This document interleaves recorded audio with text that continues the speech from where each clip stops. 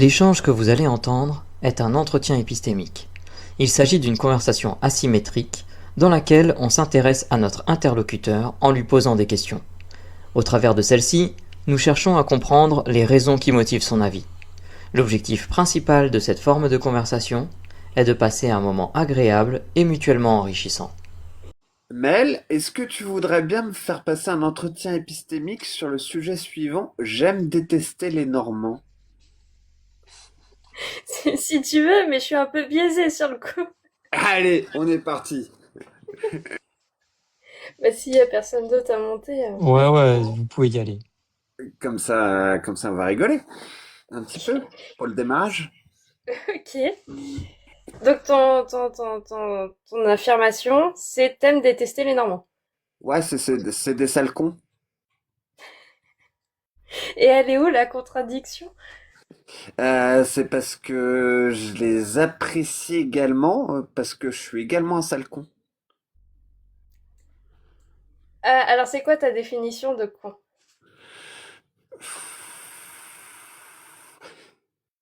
Bah, en fait, je considère que breton comme normand, euh, ils se tirent dessus à balles réelles parce qu'ils ont le même comportement et qu'ils sont tous obtus et têtus. Ok. Si je comprends bien ce que tu dis, c'est que pour toi, ce sont les Normands qui sont cons, mais c'est juste vu de ta position de breton. Mais si tu changeais de bord, ça serait l'inverse. Ce serait exactement la même, ouais. Mhm.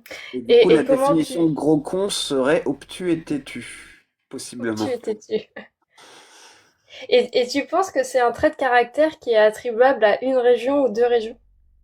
Ah, je pense qu'on peut pas l'essentialiser à une population, cependant.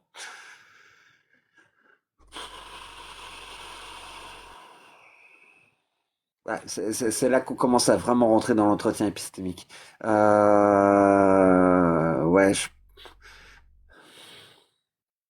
je pense que c'est pas définissable à breton et normand, mais ils aiment se tirer dessus. Et pourquoi, selon toi, ils aiment se tirer dessus? Parce qu'ils sont voisins, déjà, qui partagent une grande histoire commune, pour le coup, notamment médiévale. Il y avait un livre d'histoire universitaire qui était sorti là-dessus, c'était les relations brito-normandes à l'époque médiévale, et d'ailleurs c'est assez rigolo de remarquer que un tiers des familles aristocratiques médiévales bretonnes étaient composées de Normands, et l'inverse est réciproque. Donc, il y a toujours eu une grande mixité entre les deux. Et c'est pas pour rien que le tiers de l'armée de Guillaume le Conquérant, quand il est parti à la conquête de l'Angleterre, bah, elle était bretonne. Hmm. Et est-ce que tu penses que c'est propre à la région Bretagne et à la région Normandie, ou ça peut se retrouver, par exemple, je sais pas, l'Alsace-Lorraine, Hauts-de-France, Pas-de-Calais, enfin... Ah, je dirais que c'est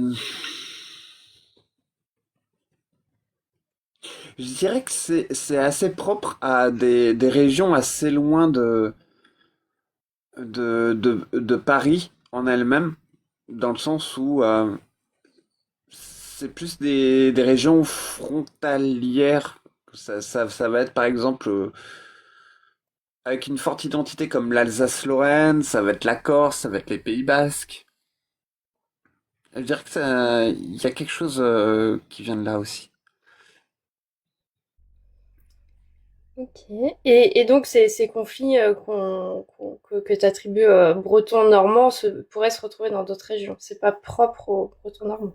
Ah oui, alors pour avoir des amis alsaciens, mosellans et lorrains, entre lorrain et mosellan, c'est encore pire parce que pendant la Première Guerre mondiale, les lorrains étaient allemands, les mosellans étaient français et de Metz, ça bombardait Nancy. Donc ouais, ça se tirait dessus, littéralement. Donc pour reprendre ton claim de base et tes définitions, ce sont des gros cons eux-mêmes entre eux. Ouais, complètement. Alors pourquoi avoir choisi la Bretagne et la Normandie à la base si c'est adaptable à d'autres régions? Parce que j'adore emmerder les Normands. Et pour quelle raison? Alors, pour quelle raison? J'avais un excellent ami qui était normand, et on pouvait passer des heures à débattre avec lui, parce qu'il nous soutenait que le beurre doux normand artisanal était bien meilleur que le beurre demi-sel. Et ça, c'est quand même une aberration. Faut pas déconner. C'est une question de goût. Mais c'est un exemple qui te permet de te dire que les Normands sont cons, obtus Non, mais à partir du moment où tu légitimises la pâte à beurre, enfin, il y a plus de respect, quoi. et c'est un point de vue. Et c'est là où est ta contradiction, c'est que finalement, si tu changeais de point de vue, t'aurais les mêmes arguments que vis-à-vis de la Bretagne. Alors, peut-être, mais je salerais mon beurre. Mais si t'étais vraiment normand, est-ce que tu salerais ton beurre?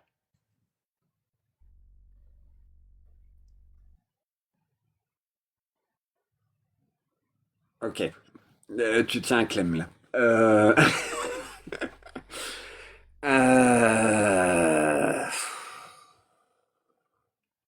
uhum,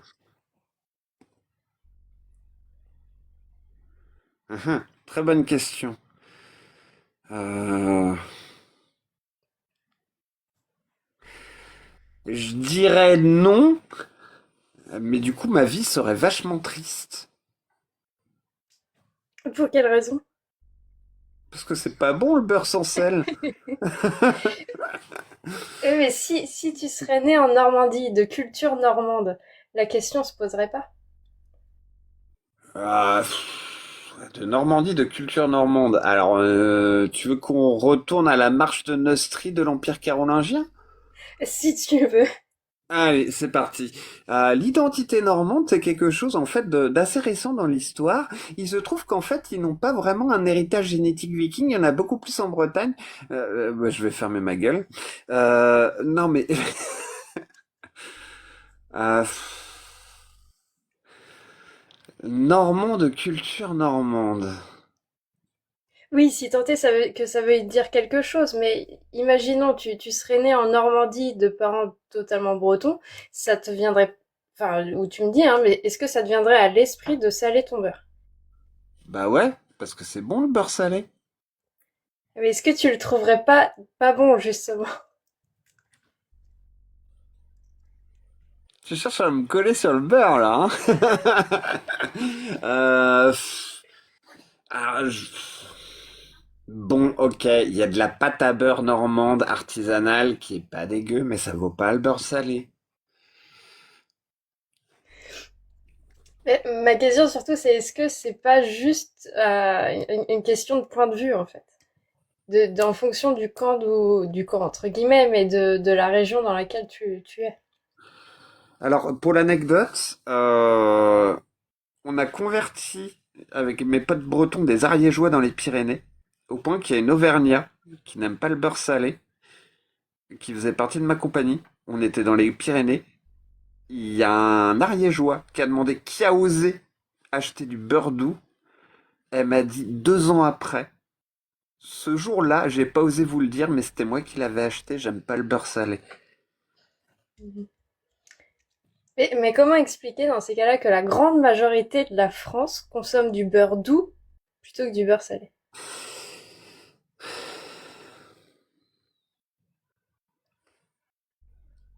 Eh ben, écoute, il y a un moment, on peut plus rien y faire, tu sais. Les Homo sapiens, c'est comme ça, quoi. S'ils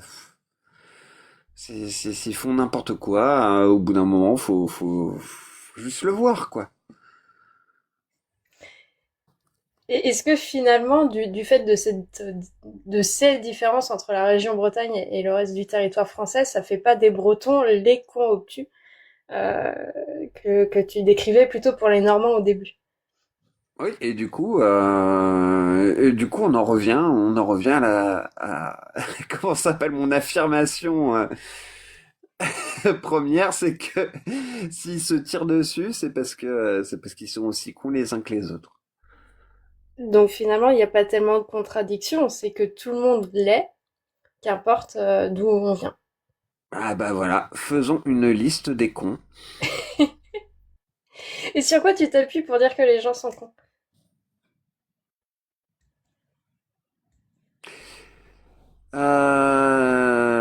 Alors, on est quand même une superbe espèce pour faire des recherches scientifiques très pointues et flinguer sa propre planète.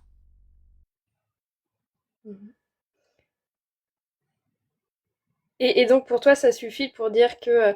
ça veut dire que pour toi, l'espèce humaine au global est conne? Est-ce qu'on va faire sauter de l'âme si jamais on utilise trop ce mot-là? C'est une question. Crois pas, non? Oui. Oui, est-ce que c'est attribuable du coup au global ou il y a des gens qui sont plus cons que d'autres? Ah, je pense qu'on peut partir sur du global déjà pour commencer. Ok. Donc en fait, ça n'a rien à voir entre la région Bretagne et la Normandie. Il n'y a pas de conflit entre les deux régions si tout le monde est con. Bah, disons que c'est des cons avec des étiquettes de bretons et normands. Et ça les rend différents, ça les rend meilleurs, ça les... Bah, si tout le monde est con, quelque part, on est également dans une relation plus égalitaire. Oui.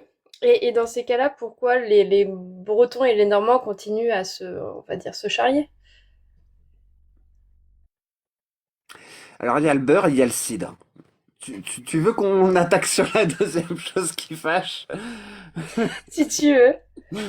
Alors, moi, par contre, ils me font rire, les Bretons et Normands, quand ils se disputent l'origine du cidre, car la plus vieille trace dans les documents écrits que l'on a, c'est Hérodote qui en parle au 4e avant Jésus-Christ, et il attribue au site donc de l'actuelle Ukraine, pas ceux de Star Wars, attention, au site de boire du cidre. Donc, bah, du coup, en fait, les Bretons comme les Normands, ils ont tort et ils devraient fermer leur gueule.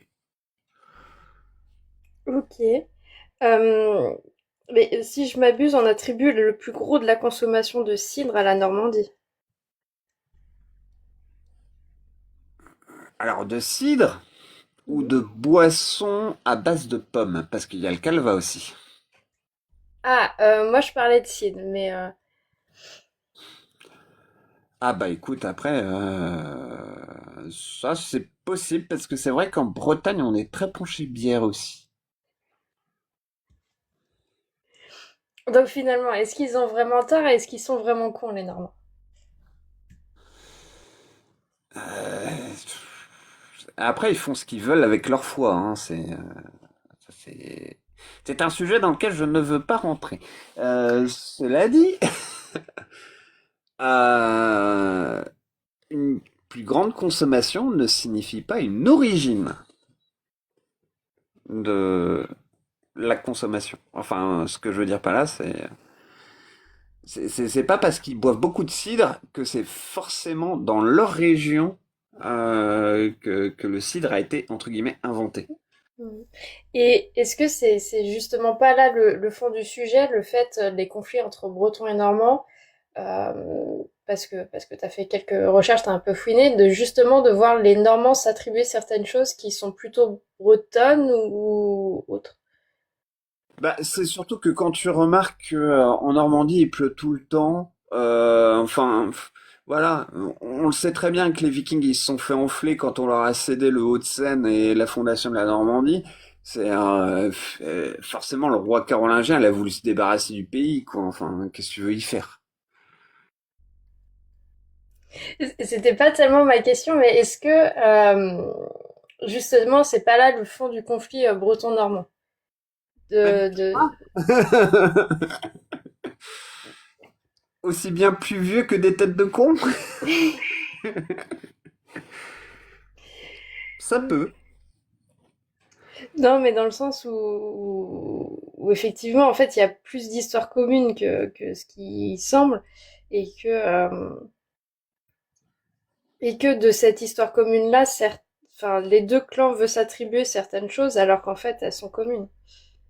Je pense que tu tiens une bonne partie de la réponse, ouais. Ok. Eh ben, je pense que ça va faire un bon quart d'heure qu'on discute. Est-ce que tu veux ajouter quelque chose, une question que j'aurais pas posée? Alors, je veux rien ajouter en question.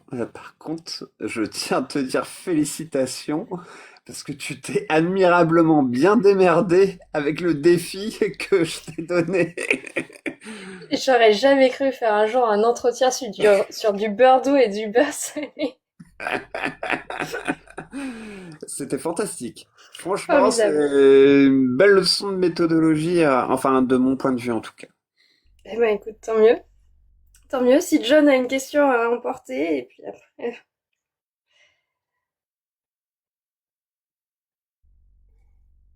Ouais, j'ai une question à emporter que j'ai posée dans le chat.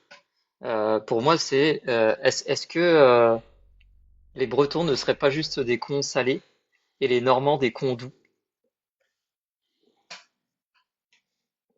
Euh, C'était ma question.